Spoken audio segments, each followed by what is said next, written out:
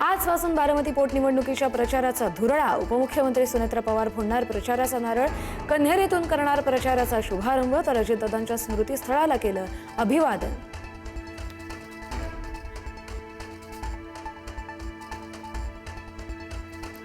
दिवंगत नेते अजित पवार यांच्यासाठी सहानुभूती म्हणून बारामतीमधून अर्ज मागे घेतला, परंतु पाठिंबा दिलेला नाही.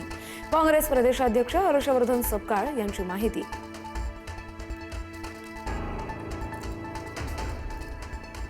वारकरी संप्रदायाच्या संदर्भात कदाचित शरद पवार यांच्याजवळ योग्य माहिती नसावी. मुख्यमंत्री फडणवीसांचा शरद पवार यांना टोला. वारकरी संप्रदायात प्रतिगामी लोकांनी घुसखोरी केल्याचं पवारांनी केलं होतं वक्तव्य.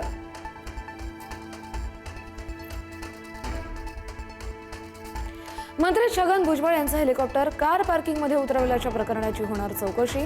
डीजीसीए आणि मुख्यमंत्री फडणवीसांकडून चौकशीचे आदेश.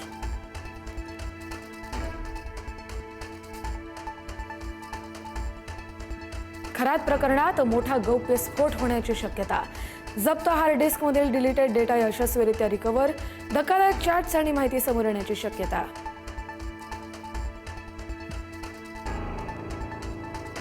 नाशिक आयटी कंपनीतील लैंगिक शोषण धर्मांतर प्रकरणात तपासाला वेग. 6 आरोपींचे मोबाईल जप्त. फॉरेन्सिक तपासासाठी पाठवले.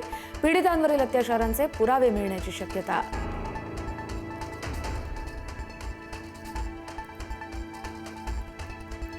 अमेरिका इराणमधील चर्चा फिसकटली. इराणला अमेरिकेच्या अटी अमान्य. अमेरिकेचं शिष्टमंडळ आजच पाकिस्तानातून अमेरिकेसाठी परतलं. अमेरिकेचे उपराष्ट्राध्यक्ष JD व्हॅन्स यांची माहिती.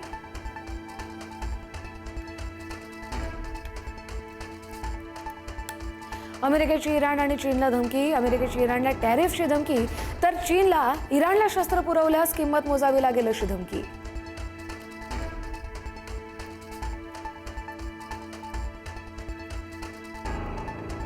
इराणच्या दहशतवादी राजवटीशी लढत राहणार. इस्रायलचे पंतप्रधान नेतन्याहू यांचा ट्विट करत इराणला इशारा.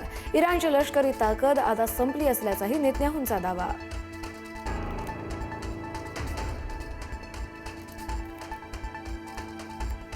लेबनॉनमधील परिस्थिती अजूनही तणावपूर्ण. इस्रायली तळ आणि सैनिकांना लक्ष्य करून रॉकेट, ड्रोन आणि क्षेपणास्त्रांद्वारे हल्ले. प्रत्युत्तरादाखल इस्रायलकडूनही सातत्यानं हल्ले.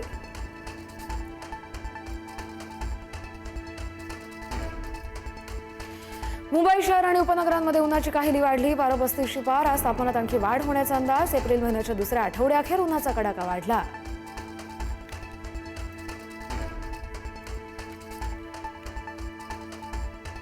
नगरपालिका निवडणुकीतील पराभव जिव्हारी. बीडमध्ये भाजप नगरसेविकेच्या पतीला भर रस्त्यात मारहाण करणाऱ्या 5 जणांविरोधात गुन्हा दाखल. व्हिडिओ झाला व्हायरल.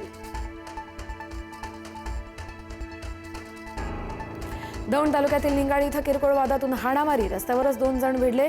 वयोवृद्धाच्या डोक्यात दगड घालून केलं रक्तबंबाळ. एकमेकांविरोधात गुन्हा दाखल.